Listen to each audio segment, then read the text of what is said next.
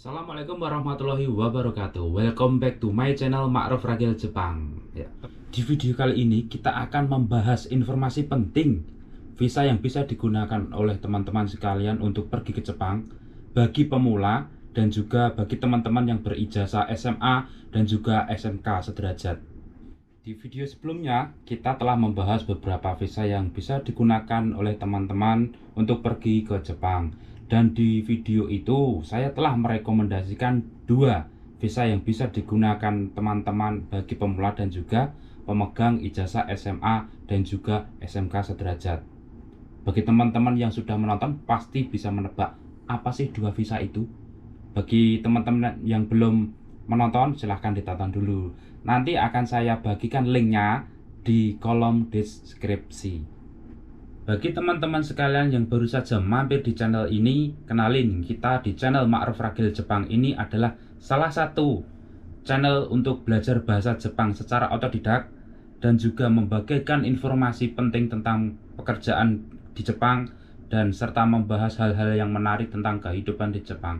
Bagi teman-teman sekalian yang ingin pergi ke Jepang dan juga ingin bekerja di Jepang, wajib dong untuk subscribe di channel ini agar teman-teman sekalian tidak ketinggalan video-video menarik yang lainnya, tentunya yang akan membahas semua tentang Jepang. Langsung saja kita masuk ke pembahasan pokok. Apa sih perbedaan antara visa Kensuse dan juga visa Tokutegino? Simak video selanjutnya, jangan skip satu detik pun agar teman-teman paham dan juga mengerti perbedaan di antara dua visa tersebut.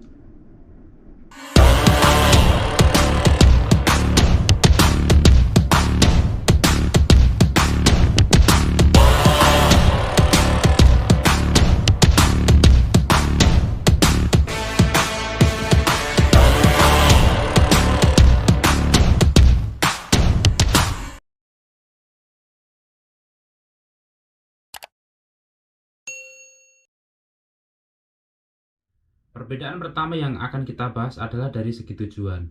Tujuan dari Kensuse itu sendiri adalah melatih peserta magang dengan sistem kerja maupun dengan pola pikir di Jepang dan akan diimplementasikan setelah pulang ke Indonesia nanti. Sedangkan Tokutegino itu sendiri adalah untuk mengisi kekosongan atau kekurangan tenaga kerja yang ada di Jepang itu sendiri. Karena kebanyakan pemuda-pemuda Jepang itu memilih bekerja di perkantoran. Maka dari itu banyak perusahaan yang ada di Jepang ini sangat kekurangan tenaga kerja.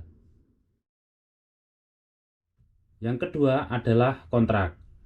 Kontrak untuk Kensuse itu sendiri berdurasi antara 1 tahun hingga 3 tahun.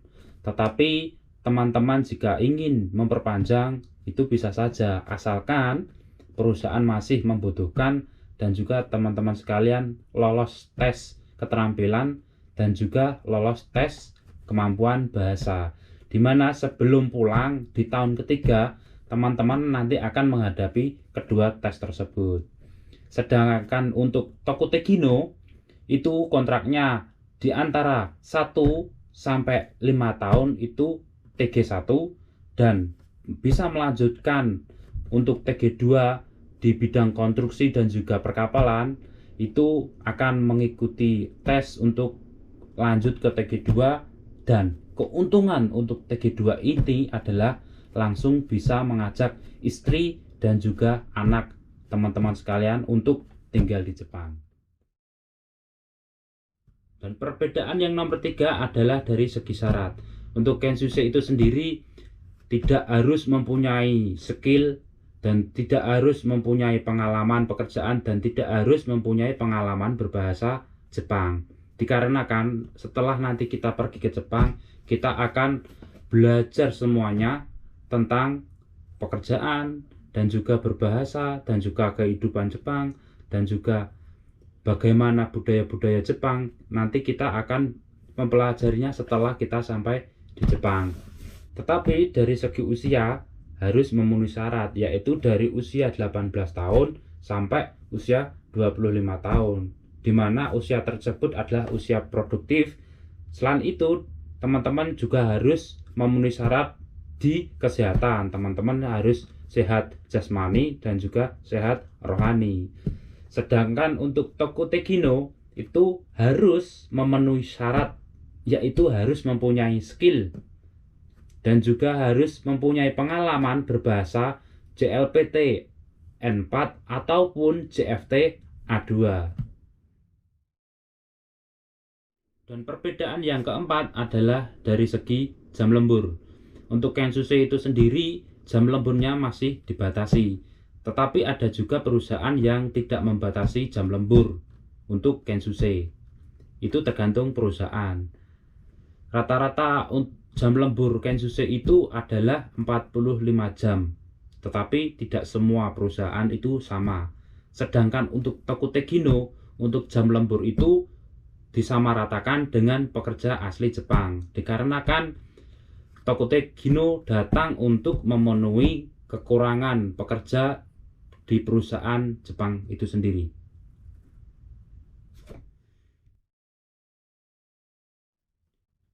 Dan perbedaan yang kelima adalah dari segi apply ataupun segi alur. Untuk Kensusei dianjurkan untuk melalui LPK, dikarenakan setelah kita masuk ke LPK, kita akan belajar tentang bahasa Jepang, belajar tentang kebudayaan Jepang, dan juga belajar bagaimana tips-tips agar lolos seleksi. Dikarenakan setiap pemagang itu harus melalui tes-tes yang sangat panjang dan juga sangat rumit untuk bisa pergi ke Jepang. Sedangkan untuk Tokutegino tidak harus melalui LPK, dikarenakan sebelumnya kita sudah mempunyai pengalaman bekerja di Jepang, kita sudah mempunyai pengalaman berbahasa di Jepang. Dan bagi teman-teman yang mempunyai channel ataupun kenalan penyalur langsung atau kumoe yang ada di Jepang, kita bisa langsung berhubungan langsung dengan penyalur tersebut. Perbedaan yang keenam adalah berpindah perusahaan. Untuk Kensusei sendiri sebenarnya tidak boleh berpindah perusahaan. Dari perjanjian awal, seorang Kensusei harus menyelesaikan program pemagangan ini dengan baik di antara durasi 3-5 tahun. Tetapi jika seorang pemagang itu menerima tindak kriminal ataupun tindak kekerasan ataupun gaji tidak dibayar, bahkan ada yang disuruh lembur melebihi batas yang sudah ditentukan tetapi gajinya tidak sesuai, itu bisa dipermasalahkan. Tentu dengan berbagai proses yang sangat rumit dan panjang, dan juga proses musyawarah antara pihak perusahaan, pihak pemagang, dan juga pihak penyalur. Jika musyawarah itu sudah menemukan kesepakatan, mungkin seorang Kensusei ataupun pemagang tersebut bisa berpindah perusahaan. Tentunya dengan bidang pekerjaan yang sama dengan perusahaan yang sebelumnya. Tetapi untuk visa Tokutegino bisa berpindah perusahaan. Dari perusahaan lama ke perusahaan baru itu harus sesuai ataupun sama bidangnya, dari perusahaan satu ataupun perusahaan lama ke perusahaan dua ataupun perusahaan baru.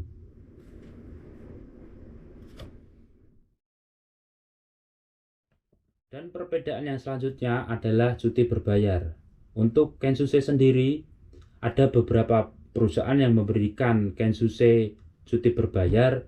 Ada juga perusahaan yang tidak memberikan Kensusei cuti berbayar.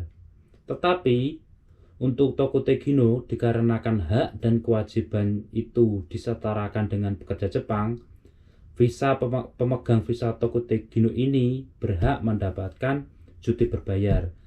Teman-teman pemegang visa Tokutegino ini bisa pulang dengan jangka waktu tertentu, tentunya dengan persetujuan perusahaan.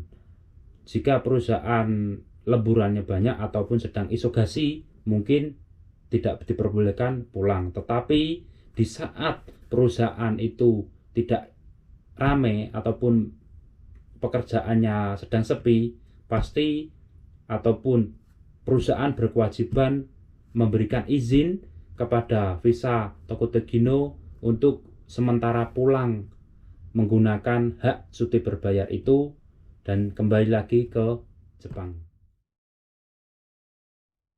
Dan perbedaan yang terakhir ini adalah perbedaan di segi gaji.